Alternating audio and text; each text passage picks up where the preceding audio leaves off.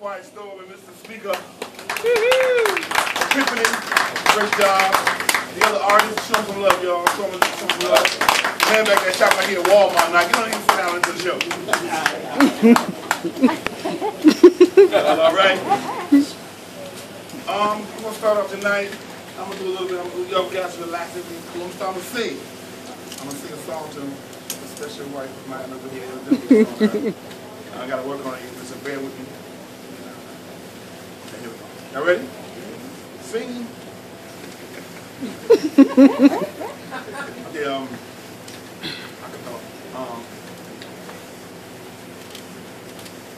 I'd like to one day be a great big movie star, overnight sensation, drive a big expensive car.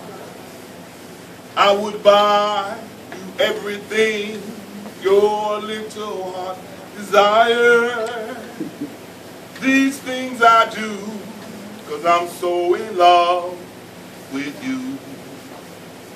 These things I do 'cause I'm stoned in love with you. Get the words right. Yes. Beautiful voice, but don't know the words. A businessman, I'd sit behind the desk. I'd be so successful, I would scare Wall Street to death.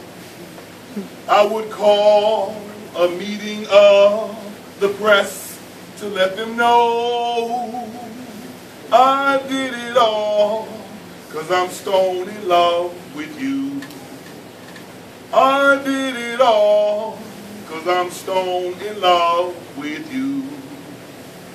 I'm just a man, an average man, doing everything the best I can. If I could, I'd give the world to you. I'd like to one day be the owner of the first house on the moon.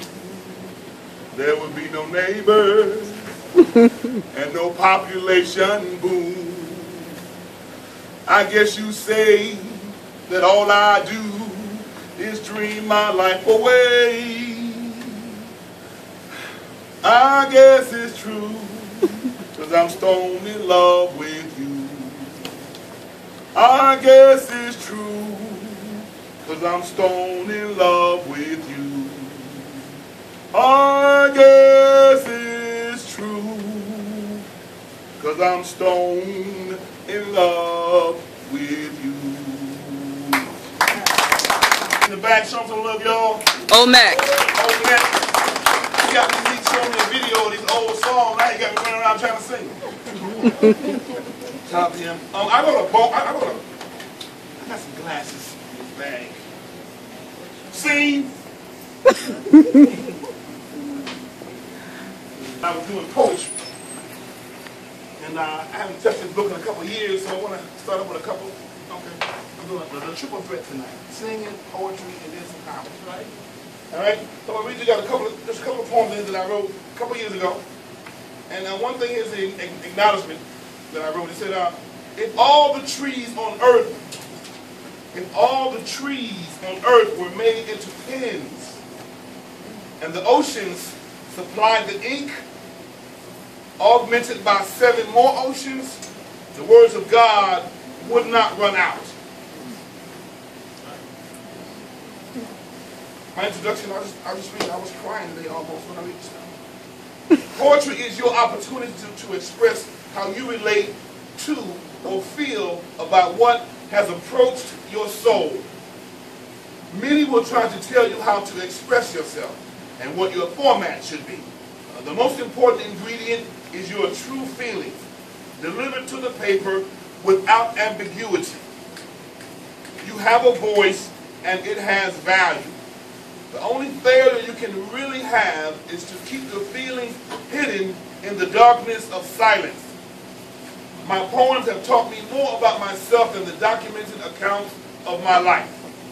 I encourage everyone to listen quietly to your own heart and write down your interpretations of your soul.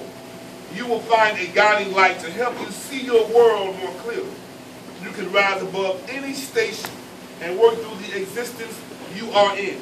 The journey will begin for you when you pick up the pen. So 2 quick poems that I wrote. And, the book is called Behind the Wheel. And they are $100 on signed with an ink pen and $150 with a pencil.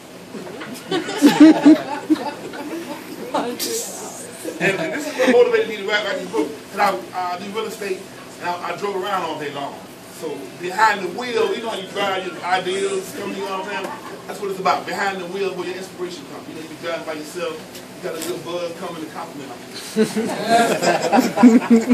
Behind the wheel. I spend a lot of time driving around in my vehicle all alone. I love the quiet of sound. Just me by myself, no music, no noise, just the sound of my heart and soul talking like boys. Hey heart, what's up? How you hanging in there? Just fine, brother soul, just trying to take care. When I am alone in my vehicle, I sit hours at a time, just dancing with ideas and expanding my mind. Writing on the sky and trying new lines. Well, that sounds good. Maybe I'll make it a poem. No, that's all wrong. I'll just make it a song. Behind the wheel I sit, inspired all day. A pothole in the street, young children at play. Passing by a police officer while I put my seatbelt on.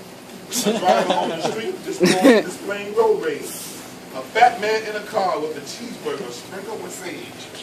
I can't catch them all, trying to share them with you. I will do my best to remember a few. There I go again, braking and stopping, trying to get out the way of a woman going shopping. You know that's serious. I better grab the wheel or my relative will be reading my wheel. All these things I see while I sit behind the wheel, dreaming of a Caribbean island and how to close the next big deal. Oh, now I must get out and go into the office to deal with the daily issues and get a cup of coffee. Soon I will be back to sit behind the wheel to appreciate the inspiration and how it makes me feel. Yeah. And that's that.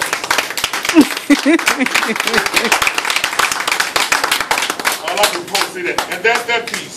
You know they're done with it. You know, oh, okay. And that's that piece. Wake up! And that's that piece. You'll hear it when you do poetry. And that's that piece. Okay, this last one is called, this is my signature piece about how I live and how I, you know, how I just drive and I've always been fired up. And it's called Without a Net. Without a net. I believe you got to live your life. You can't have no nets to fall. You got to go for it. You can't be looking back. And you got to do what you got to do. Okay, and stop depending on things that are not going to be there for you. You got to live your life strongly and without a net.